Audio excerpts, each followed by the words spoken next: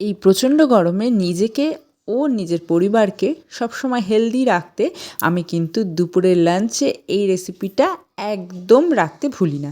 তোমাদের সাথে আজকে শেয়ার করব খুবই সিম্পলভাবে তৈরি করা একটা রায়তার রেসিপি, যেটা কিনা আমাদের শরীর ও মন দুটোকেই ভীষণভাবে ঠান্ডা রাখে। হ্যালো এভরিওয়ান, আমি মান্টি, আর আজকে তোমাদের সাথে একটা রান্নার রেসিপি শেয়ার করব। রান্না বললে ভুল হবে, একটা রেসিপি শেয়ার করব। তো তার জন্য আমার এখানে আমি নিয়ে নিয়েছি একটা শসা, একটা পেঁয়াজ, আর হচ্ছে দইটা যদিও বাড়িতে বানানো দই নয়, এটা কিন্তু কেনা দই।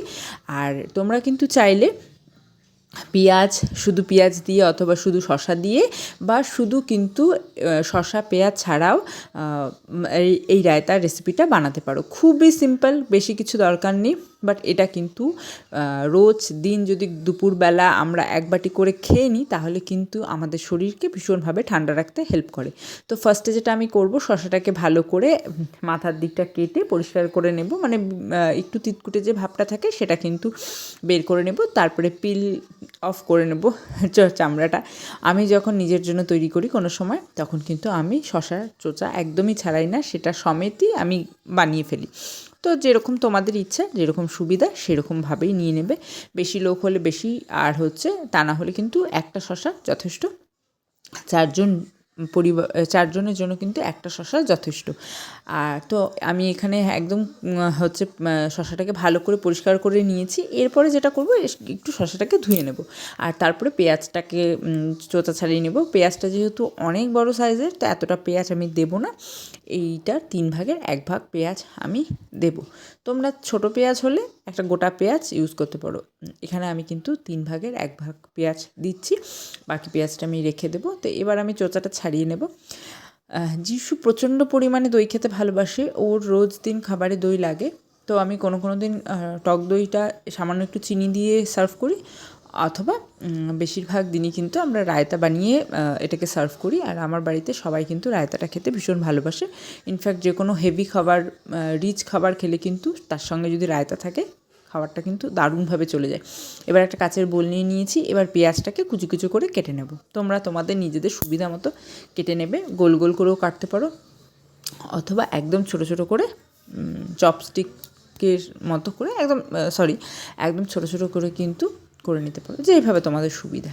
তো আমি এখানে পেঁয়াজটা কেটে নিচ্ছি। আর তোমরা যদি মনে করো একটু ঝাল ঝাল খাবে, তাহলে কিন্তু লঙ্কাটাও ইউজ করতে পারো, বাট আমার লঙ্কাটার প্রয়োজন হয়নি। আমি যেহেতু যিশু খাবে, সেই জন্য আমি লঙ্কাটা দিইনি। এখানে হচ্ছে পেঁয়াজটাকেই কুচু কুচু এরকম করে ডুমো ডুমো করে কেটে নিয়েছি।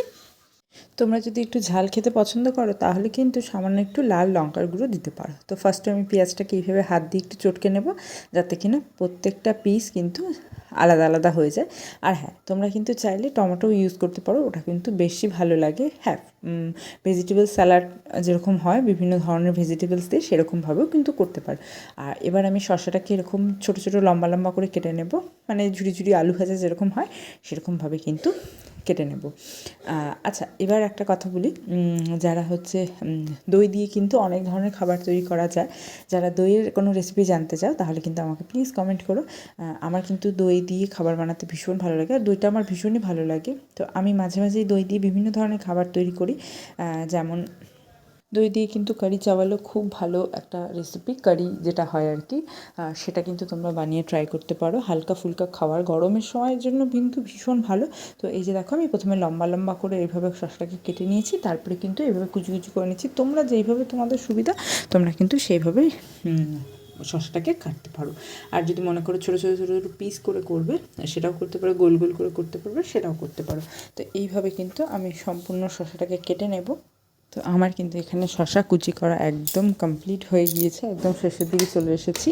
তো এরপরে যেটা করব, সেটা হচ্ছে গিয়ে কিন্তু এটার মধ্যে কিছু মশলা অ্যাড করতে হবে, যেটা কিনা আমরা সাধারণত সবসময় বাড়িতে রাখি। তো এই যে আমার কিন্তু এখানে কমপ্লিট হয়ে গিয়েছে। এবার আমার যেগুলো লাগবে সেগুলো আমি এক এক করে দিব। প্রথমে তো দিয়ে দেবো নুন। তোমরা চাইলে বিট নুন ইউজ করতে পারো, বাট আমার কাছে বিট নুনটা অল্প আছে বলে আমি একটু নর্মাল যে আমরা লবণ খাই, সেটা আমি সেখানে অ্যাড করে দিয়েছি। তারপরে দিয়ে দিলাম চাট মশলা, আর এখানে ব্ল্যাক সল্ট রয়েছে, মানে বললাম না বিট নুনটা অল্প রয়েছে, তো সেই জন্য আমি দুটো নুন মিশিয়ে তবেই দিচ্ছি। আর এই দইটা একটু বেশি টক, তো সেই জন্য চিনিটা একটু বেশি দেবো, কারণ আমার ওই টক দইয়ের ওই টক দই মানে টক টক যে ভাবটা সেটা ওই ঘোল ছাড়া অন্য কিছুতে ভালো লাগে না। তো এবার আমি এখানে দিয়ে দেবো হচ্ছে গিয়ে দই। দই তোমাদের যতটা প্রয়োজন ততটাই নেবে। আর তারপরে যেরকম ভাবে খেতে পছন্দ করে, কেউ আছে একদম ঘন খেতে ভালোবাসে, বাট আমার ছেলে একটু দইটা একটু লিকুইড টাইপের হলে বেশি পছন্দ করে, তো সেই জন্য আমি ওটার মধ্যে একটু জল অ্যাড করব। তোমরা চাইলে কিন্তু জলটা স্কিপ করতে পারো, বাট আমুলের দই হলে একটু পাতলাই থাকে, বাট এই দইটা কিন্তু দেখতেই পাচ্ছ খুবই গাঢ়, এটা থেকে কিন্তু জল বের করতে চাইলে খুব সহজে জল খুব একটা বেরোবে না। তো এবার আমি এটাকে ভালো করে মিক্সড করে নেব। তারপর টেস্ট বুঝে তোমরা চাট মশলা বা অন্যান্য যাবতীয় মশলাগুলো দরকার হয় সেগুলো কিন্তু তোমরা নিজেদের পছন্দ মতো অ্যাড করে নিতে পারো। পেরি পেরি মশলাটাও এটাতে ইউজ করতে পারো। হ্যাঁ, আমার ভাইয়ের ভীষণ ভালো লাগে, বাট আমার খুব একটা বেশি পছন্দ হয় না পেরি পেরি মশলাটা এই রায়তার মধ্যে, তো সেই জন্য আমি পেরি পেরি মশলা এখানে কিন্তু ইউজ করি না। তো ভালো করে আমি মিশিয়ে নিয়েছি, তারপর দেখলাম যে না, ঘনটা একটু ভালোই রকমের রয়েছে, তো সেই জন্য নর্মালি করে আবার একটু জল অ্যাড করে দিলাম। মানে ওই আর কি, একটু খেতে গিয়ে সুবিধা হয়, পাতলা হলে একটু এক বাটি ভরে দিলে পরে দেখতে ভালো হয়, সেই জন্য আর কি। তার বাইরে কিন্তু কোনো কিছুই না। তো দইটাকে চেষ্টা করবে গরমের সময় প্রতিদিনই দুপুরে লাঞ্চের পাতে রাখার। আমি তো সবসময় চেষ্টা করি, মাঝে মাঝে 1-2 দিন স্কিপ হয়ে যায়, বাট আমার ছেলে কিন্তু দই দেখলে পাগল হয়ে যায়, ওর দইটা ভীষণভাবে পছন্দ। আমি চেষ্টা করি ওকে দইটা প্রতিদিনই দেওয়ার, ঠান্ডার সময় স্কিপ করি। তো তারপরে একটা পুদিনা পাতা দিয়ে গাছেই ছিল, মানে এর আগে নিয়ে এসেছিলো, আমি সেটা জলের মধ্যে রেখে দিয়েছিলাম, তো সেখান থেকেই পাতাগুলো হচ্ছে, নতুন করে গাছটা লাগাইনি। তো যাই হোক, সেটা দিয়ে ডেকোরেশন করে নিয়েছি। কেমন হয়েছে অবশ্যই জানাবে, তোমরা কিন্তু বাড়িতে ট্রাই করবে। আর এরপরে কিন্তু দই দিয়ে আরও অনেক রেসিপি তোমাদের সাথে শেয়ার করব। আজকের মতো ভিডিওটা এখানে শেষ করছি, টাটা।